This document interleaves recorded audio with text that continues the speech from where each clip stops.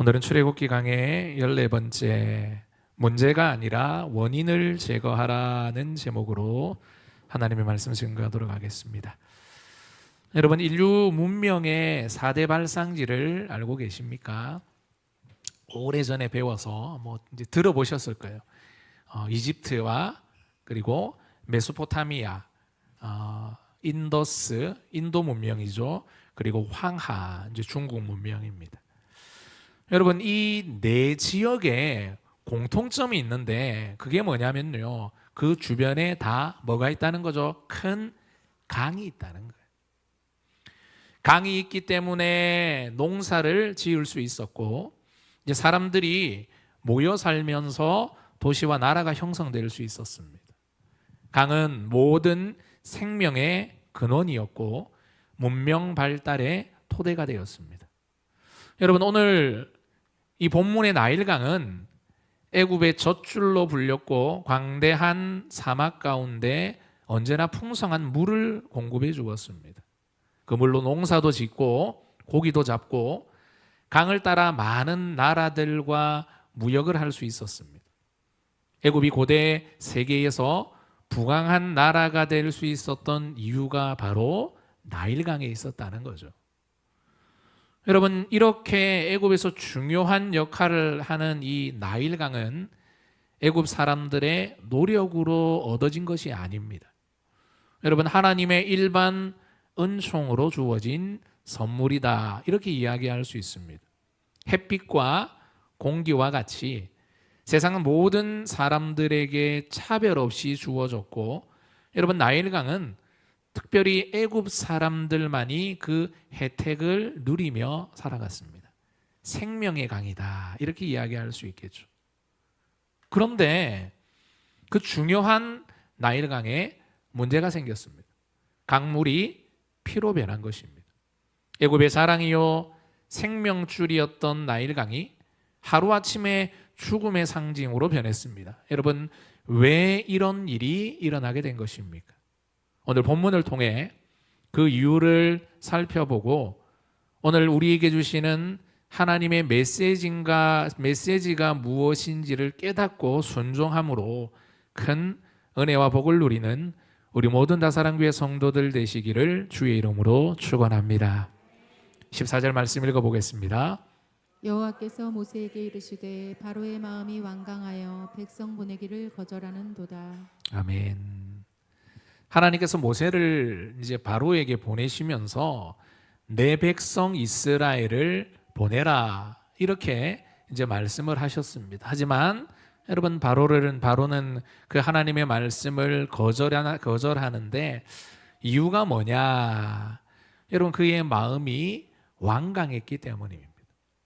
여러분, 여기서 이 완강하다라고 하는 이 단어는 히브리어로 카바드라고 여러분 불리는데, 마음이 둔하고 무거워서 하나님의 말씀을 받아들이지 못하는 상태를 설명하는 단어입니다. 단순히 이 완강하다라고 하는 것이 고집이 세다는 의미가 아니라 교만한 마음으로, 그러니까 마음이 높아져 있는 거예요. 그래서 곁에서 누가 이야기를 해도 그 이야기를 듣지 않는 겁니다. 한쪽 귀로 듣고 한쪽 귀로 흘리더라는 거죠. 여러분, 당시 바로는 이 최강대국 애굽의 왕입니다. 절대 권력을 가지고 있습니다. 말 한마디로 사람을 죽이고 살릴 수 있습니다. 여러분, 또 재산도 얼마나 많았겠습니까? 모든 사람들이 바로의 말을 경청합니다. 바로의 뜻에 따라 틀린 것도 맞고, 또 바로가 맞다라고 하면 뭐죠?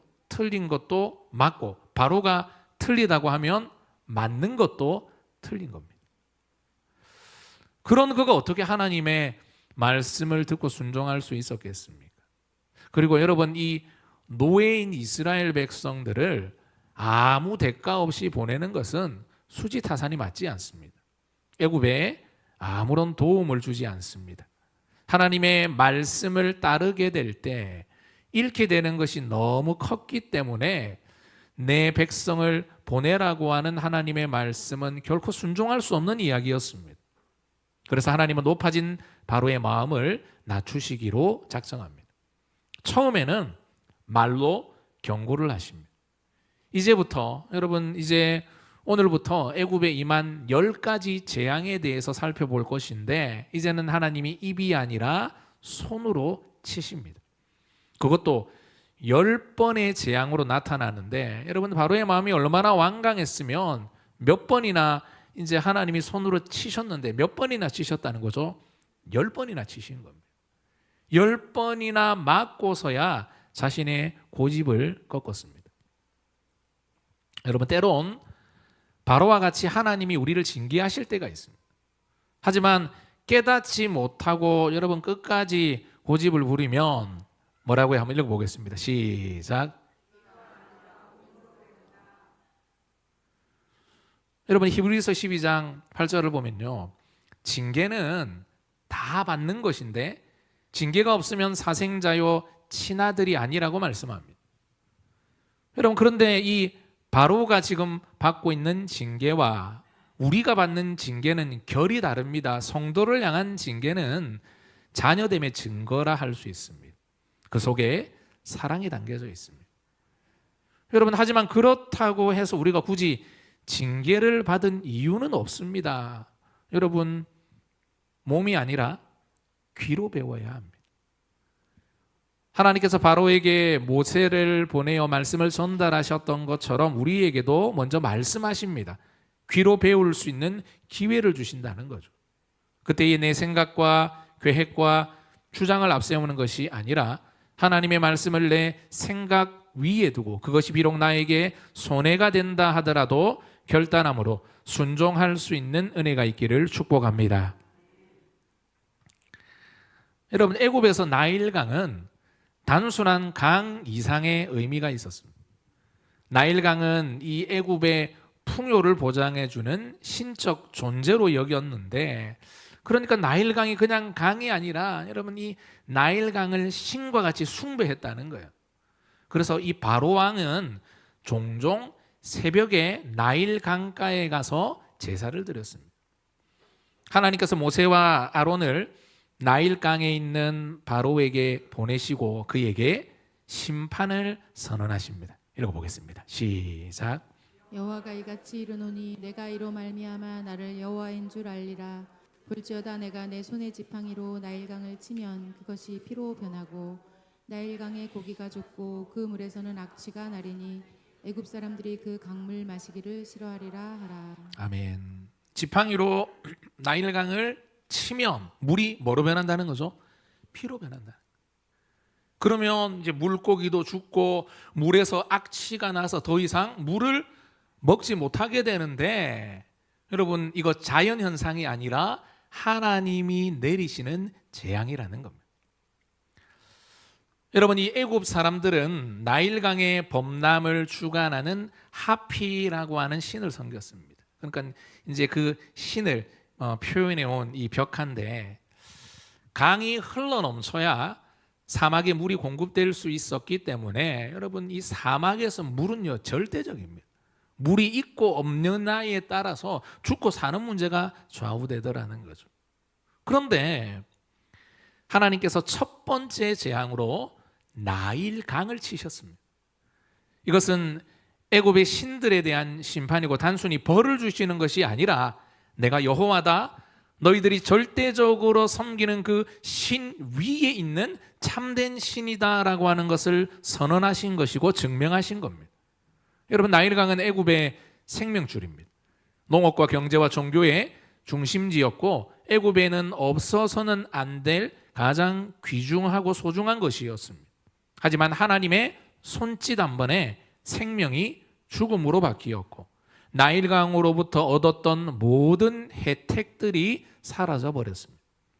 여러분 마태복음 5장 45절을 보면 하나님이 그 해를 악인과 선인에게 비추시고 비를 의로운 자와 불의한 자에게 내어주신다라고 합니다. 여러분 무슨 말입니까? 해는요, 해와 비는 사람이 악하든 선하든 하나님께서 모두에게 주신 일반 은총이라는 거죠. 여러분 뭐 하나님 보시기에 미워하는 자에게는 해가 뭐 가려지고 여러 그런 게 없잖아요. 모든 사람에게 주어진 일반 은총입니다.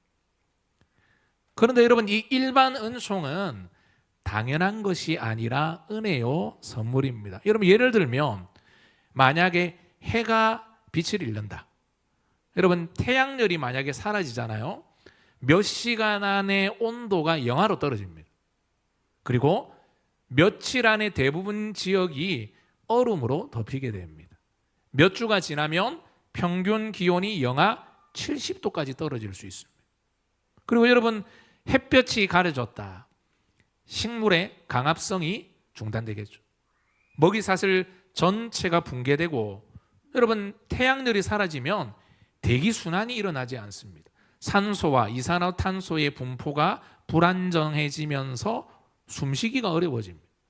결국에는 지구는 어떤 생명체도 존재할 수 없는 죽음의 행성이 될 것입니다. 여러분 우리가 인정하든 인정하지 않든 알고 있던 모르고 있던 모든 사람들은 하나님의 일반 은총 속에 살아가고 있습니다.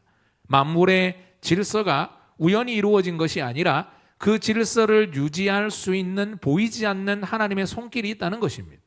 그런데 만약 하나님이 그 손길을 거두어 가시며 상상할 수 없는 비극이 우리의 삶에 나타나게 될 것입니다.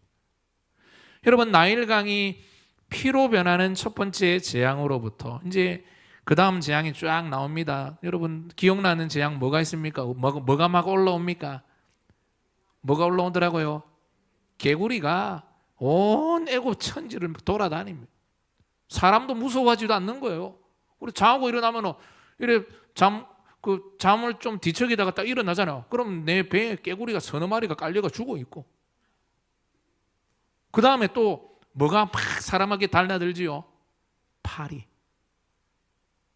파리는 안 무서워하더라고요. 사람 집안에 파리 한 마리가 들어왔는데 난리가 났습니다. 아무튼 파리 한 마리가 들어왔는데 파리 한 마리가 들어왔는데 우리 개 한 마리가 있는데 파리가 이제 윙 소리가 나잖아요.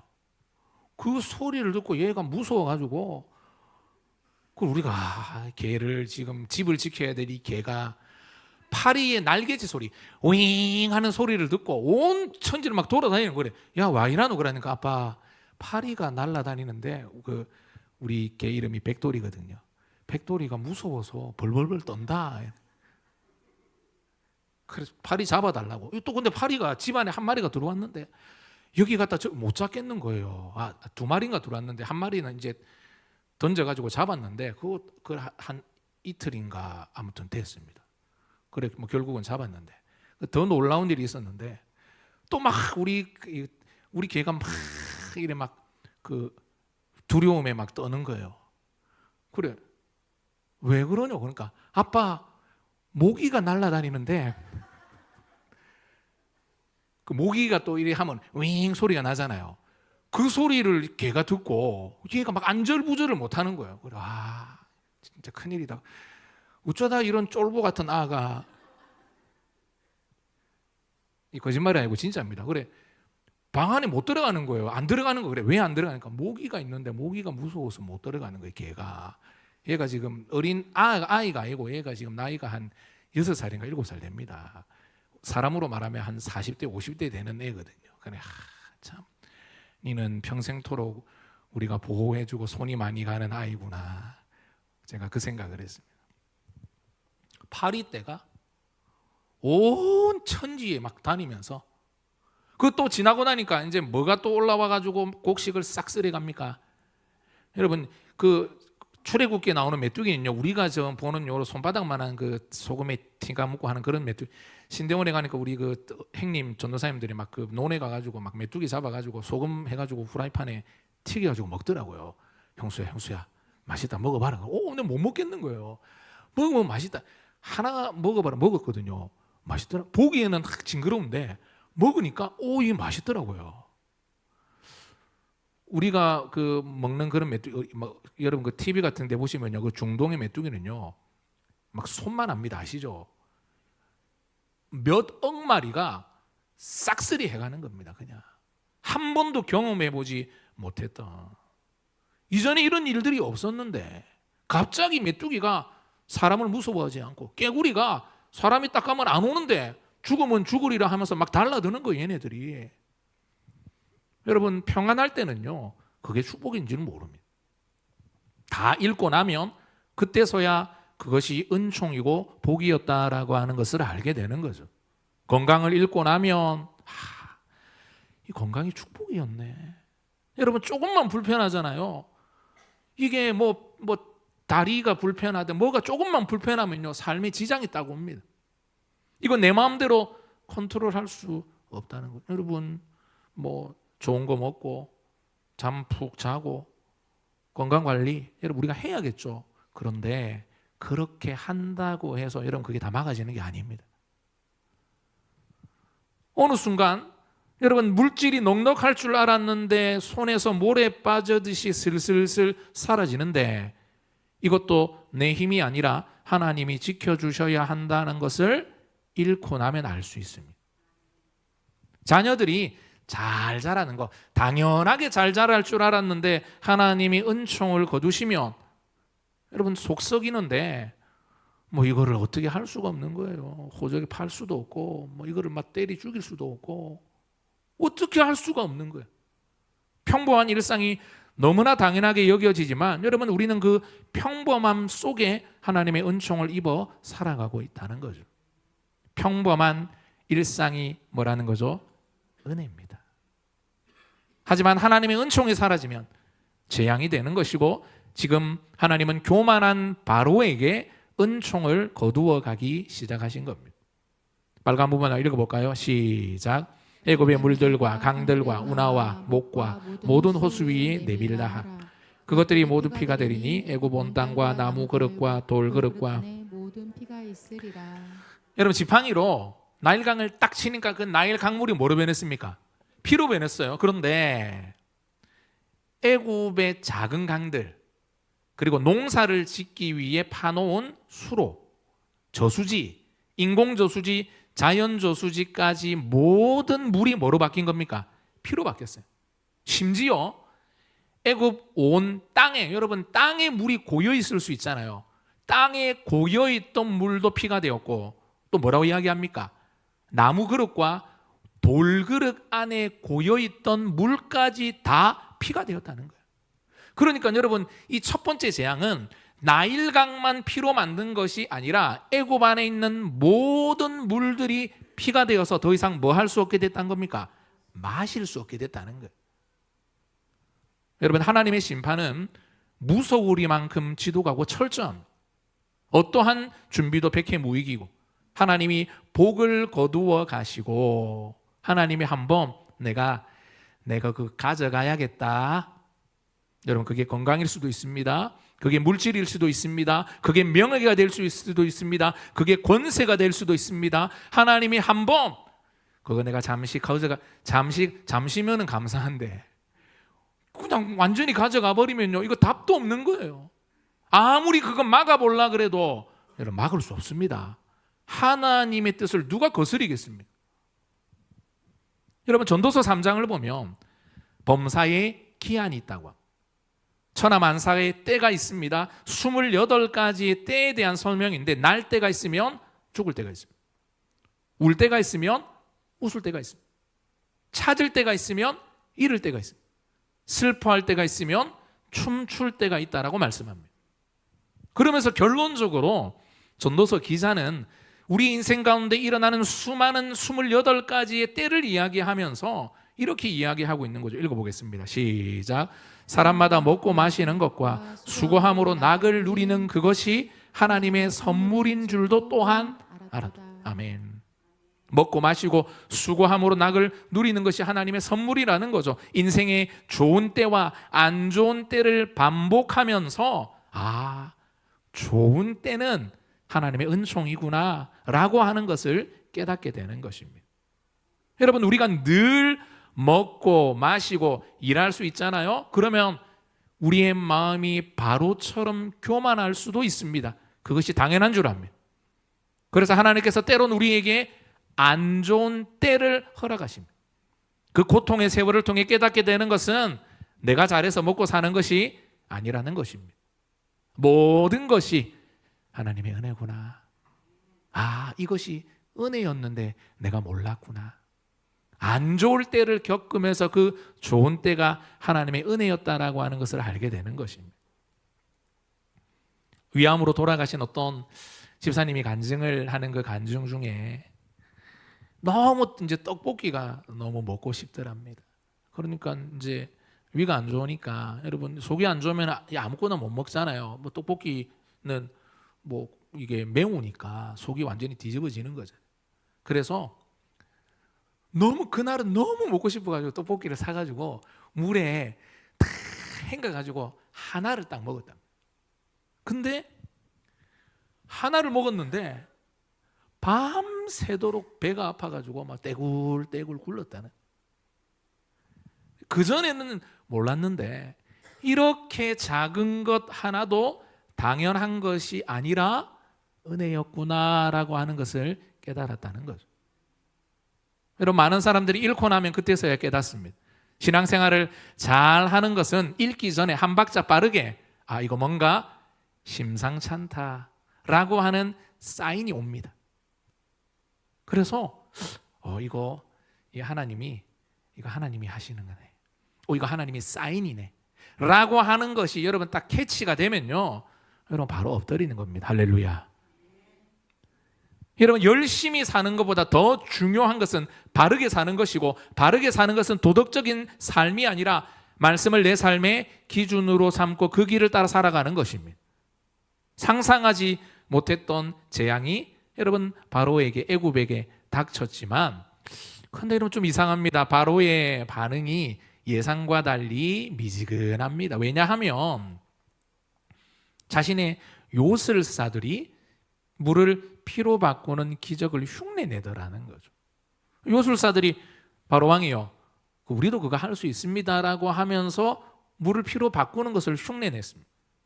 이제 그걸 보고 지금 일어나고 있는 재앙을 대수롭지 않게 여깁니다. 그런데 여러분, 사실 지금 요술사들이 물을 피로 바꾸는 거 흉내내는 거 아무런 도움이 되지 않습니다. 당장에 물고기가 죽어가고 마실 물이 없어서 난리가 났는데, 여러분 진짜 해결책이 되려면요 어떻게 바꿔야 됩니까? 피가 다시 물이 되어야 하는. 해결책이 아니라 그냥 그거 따라 해봤자 무슨 소용이 있겠습니까? 하지만 바로는 지금 착각하고 있습니다. 얼마든지 이 문제를 내 힘으로 해결할 수 있다.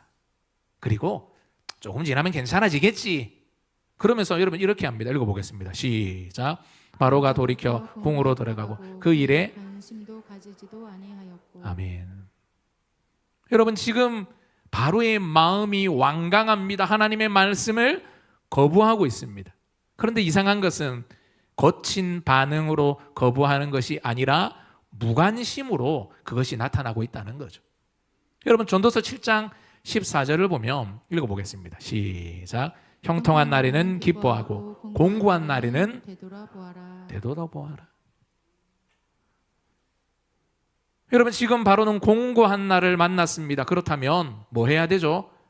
되돌아보아야죠. 왜 이런 일이 일어났을까라고 생각해야 합니다. 하지만 그는 하나님이 주시는 사인을 무시합니다. 대수롭지 않게 여겼습니다.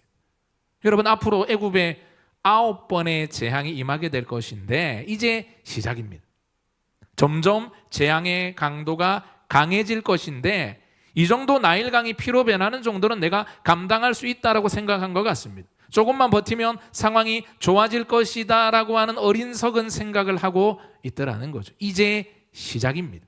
읽어보겠습니다. 시작. 애굽 사람들은 나일강 물을 마실 수 없으므로 나일강가를 두루 파서 마실 물을 구하였더라. 아멘. 여러분, 바로 왕은 대수롭지 않게 왕궁으로 돌아갔는데 이제 애굽에 난리가 났습니다. 먹을 물이 하나도 없는 거예요. 그러니까 어떻게 해서라도 물을 구하기 위해서 나일강 근처에 땅을 파서 지하수라도 구하려고 여러분 아우성이었고, 이런 상태가 일주일이나 지속되었습니다. 여러분, 어떤 사람의 건강에 문제가 생겼습니다. 혈당이 오르고 혈압이 오르고 관절이 아프고 숨이 차는 증상입니다. 혈압이 오르니까 무슨 약을 먹어요? 혈압약 먹습니다. 관절이 안 좋습니다. 관절약 먹고 관절에 좋은 뭐 케토톱 뭐 이런 거 있잖아요. 뭐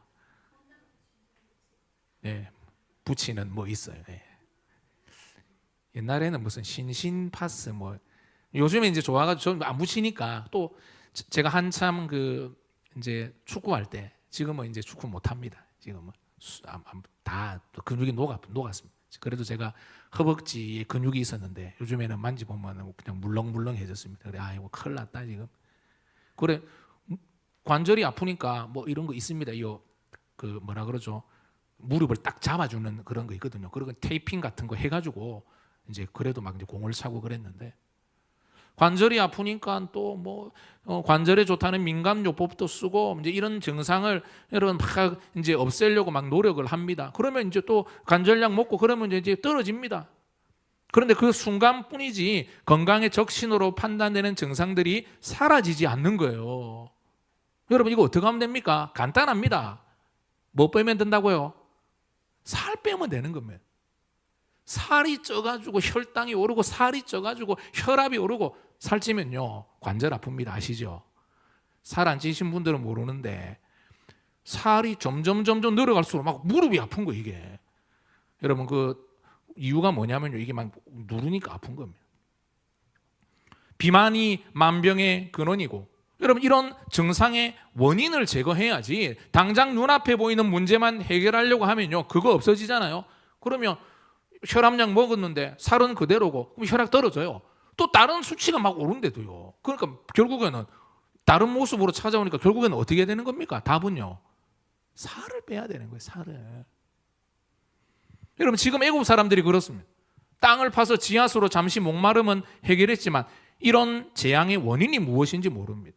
아니 알고자 하는 마음이 없습니다. 그리고 시간이 지나고 또 다른 재앙이 그들에게 찾아올 수밖에 없더라는 거죠. 한번 읽어보겠습니다. 시작. 문제가 아니라 원인을 제거하라. 여러분 우리의 삶도 마찬가지입니다. 당장 보이는 현상과 문제만 해결하려고 하면 그거 해결해도 또 다른 문제가 찾아옵니다. 근본적인 원인은 여러분 교만한 마음과 하나님을 거역한 것. 여러분 바로의 문제가 그거였습니다. 이거 깨닫지 못하고 당면한 눈에 보이는 문제 해결에만 몰두하면 계속해서 어려움이 반복되는 것입니다. 하나님께서 은총을 거두어 가실 때는 여러분 특별한 목적이 있습니다. 그 뜻을 헤아리지 않고 사람의 도움 구하고 병원을 찾고 여러분 아무리 노력한다 하더라도 그거 지나잖아요. 나일강이 물이 피로 변했잖아요. 일주일 뒤에는 다시 돌아왔습니다. 그게 끝인가요? 아니에요. 뭐가 또 올라오더라고요. 깨구리가 올라옵니다. 이 뭐고 이게? 무슨 이런 일이 일어나냐? 깨구리가 지나갔어요. 파리가 오네요. 아이고 내가 태어나서 이런 일은 처음이네. 여러분 그게 끝입니까? 아니요. 메뚜기가 있어요. 메뚜기 지나고 나면 끝입니까? 여러분 막 전염병이 몸에 막 피부병이 생기네. 하늘에 빛이 가려지네. 최종적으로 여러분 바울이 언제 딱 무너집니까? 자녀가 죽으니까. 여러분 문제가 아니라 원인을 제거해야 합니다. 그렇지 않으면 상황은 앞으로 더 어려워질 것입니다. 아모스 4장을 보면요. 지금 이 이야기는 이방인 이 애국과 바로에 대한 이야기인데 여러분 이것은요 우리에 대한 이야기이기도 합니다. 아모스 4장을 보면 비슷한 일들이 이스라엘 백성들에게 일어납니다. 우상숭배하니까 하나님이 죄를 딱 지적하시면서 그러지 말라는 거예요. 그런데 이제 귀로 배워야 되는데 귀로 배울 타이밍이 지나버렸습니다. 그러니까 하나님이 이제 딱 들었어요. 한 대 맞아라. 여러분 보세요. 한번 읽어볼게요. 빨간 부분 시작. 너희의 각 초소에서 양식이 떨어지게 하였으나 하나님 뭐를 딱 쳤죠? 경제를 딱 치시는 거예요. 양식을 딱 끊어버립니다. 여러분 이게 하나님이 어떻게 이제 다루시는가를 이 10가지 재앙 속에도 나타나고 이스라엘 백성의 역사 속에 나타나는 거예요. 끊었는데 돌아오지 않는 거예요. 깨닫지 못합니다. 그리고 난 다음에 또 읽어볼게요. 시작. 비를 멈추게 하여 어떤 성읍에는 내리고 어떤 성읍에는 내리지 않게 하였더니 그 다음에 뭐를 딱 끊으시더라고요? 비를 끊어요. 비를 끊는데 비가 멈췄는데 사람들이 이거 자연 현상이다라고 하는 것을 이제 착각할 수 있으니까 어떤 지역에는 비를 내리고 어떤 지역에는 비를 멈추게 하신 거예요. 그러니까 이게 모두 비가 안 오는 게 아니라 어떤 데는 오고 어떤 데는 안 오게, 비라고 하는 일반 은총을 거두셨어요. 늘 내리던 비가 안 내리는 거예요. 그런데 이스라엘 백성들이 이걸 심각하게 생각하지 않았습니다. 그리고 난 다음에 또 하나님이 한번 읽어보겠습니다. 시작. 내가 곡식을 마르게 하는 재앙과 깐부기의 재앙으로 너희를 쳤으므로 팥중이가 너희 많은 동산과 포도원과 무화과 나무와 감람나무를 다 먹게 하였으나 너희가 내게로 돌아오지 아니하였느니라. 여호와의 말씀이니라.